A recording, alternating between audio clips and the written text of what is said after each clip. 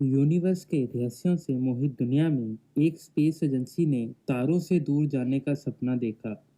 आज की इस कहानी में हम जानेंगे कैसे साइकिल से मून तक का सफर तय करा गया बाय इसरो। 1963 में इंडिया ने अपना पहला स्पेस प्रोग्राम लॉन्च किया। इस समय इंडिया रिसेंटली इंडिपेंडेंट हुआ था, इकोनॉमिक क्राइसिस भी चल रहा था और रिसेंटली चाइना से एक वॉर में डिफीट भी मिला था।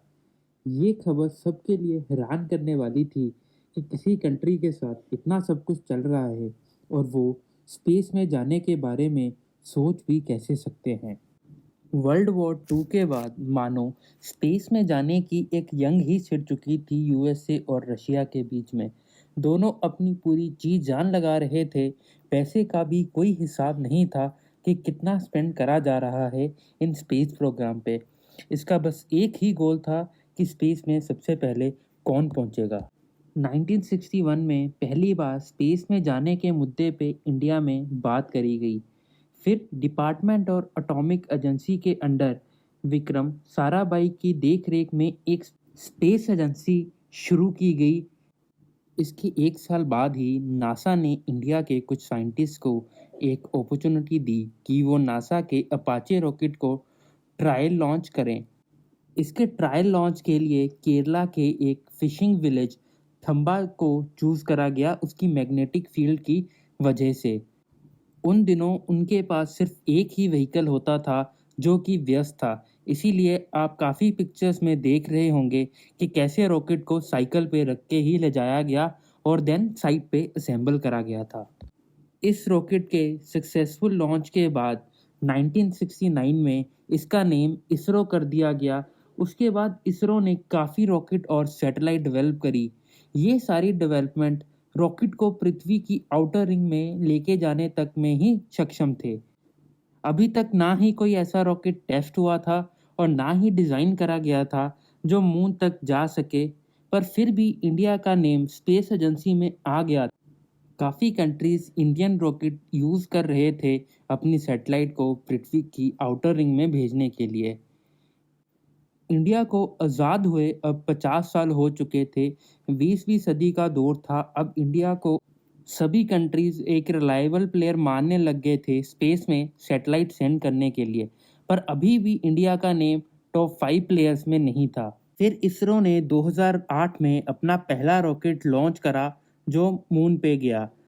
इसका नेम चंद्रयान 1 रखा गया था। इंडिया के लिए ये पहला ही अटेम्प्ट था और इंडिया ने पहले ही अटेम्प्ट में इसे मून तक पहुंचाने में सक्षम रहे। इस रॉकेट ने काफ़ी रिकॉर्ड तोड़े और काफ़ी चर्चा में रहा। इसका बजट भी काफ़ी कम था और पहली बारी कोई मून के साउथ पोल में जाकर उसकी फ़ोटो ले पाया था। इसके बाद इंडिया का नेम वर्ल्ड के अच्छे प्लेयर्स में आने लगा। कंट्रीज इसरो को रिकॉग्नाइज करने लगी और ये एक सस्ता और रिलायबल वे बन गया सैटेलाइट्स को पृथ्वी की आउटर रिंग में भेजने के लिए। अब इसरो का नया गोल मून पे रोवर भेजने का था जो वहां घूमे और मून का डाटा कलेक्ट करे। इसी गोल को पूरा करने के लिए 2019 में इंडिया ने चंद्रयान 2 लॉन्च करा। रॉकेट मून तक पहुंचने में तो सक्सेसफुल रहा, पर जैसे ही रोवर को मून में उतारने की कोशिश करी गई वैसे ही रोवर एक क्रेटर से टकरा गया और वो एक क्रैश लैंडिंग में कन्वर्ट हो गया। इस मिशन के बाद बहुत सारी खबरें फैलने लगी और काफ़ी इंटरनेशनल न्यूज़पेपर ने भी इंडिया को क्रिटिसाइज करा कि एक बारी तो लक चल जाता है, बार बार लक नहीं चलता। काफ़ी कार्टून्स भी शेयर करे गए, पर उन्हें क्या पता था कि यही कमेंट इंडियन साइंटिस्ट के लिए इंस्पिरेशन बन जाएंगे। इसी सपने को पूरा करने के लिए 2023 में इसरो ने अपना तीसरा रॉकेट चंद्रयान 3 लॉन्च करा जिसने मून पे सक्सेसफुली लैंडिंग भी करी और रोवर को भी ड्रॉप करा। इसके बाद इंडिया टॉप 4 कंट्रीज में आ गया जिन्होंने ये करिश्मा करके दिखाया था। दोस्तों, ये सोचने वाली बात है कि चंद्रयान 3 का बजट एक अच्छे फुटबॉल प्लेयर के ईयरली कॉन्ट्रैक्ट से भी कम था। मुझे नहीं लगता वो दिन दूर है जब इसरो एक ऐसा रॉकेट बनाएगा जो मून में जाने में भी सक्षम रहे और एक मिडिल क्लास आदमी उसे अफोर्ड करके मून पे ट्रैवलिंग का सपना भी पूरा कर सके। पर्सनली मैं इलेक्ट्रिक कारों का काफ़ी बड़ा फ़ैन हूँ। मैं टेस्ला को उसके स्टार्टिंग डे से ही फॉलो करता आ रहा हूँ। अब मैं भी चाहता हूँ इंडिया में भी कोई ऐसा प्लेयर आए इसरो की तरह, जो एक सस्ती और रिलायबल इलेक्ट्रिक कारें बना सके, जिसकी वजह से हर एक मिडिल क्लास लोग या फिर एक लोअर क्लास लोग के लिए भी इलेक्ट्रिक कार परचेज करना आसान हो जाए।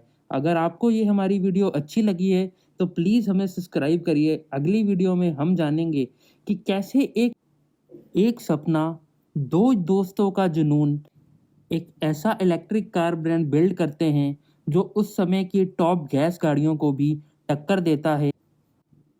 तो अगली कहानी में जानेंगे टेस्ला मोटर्स की कहानी पे होगी।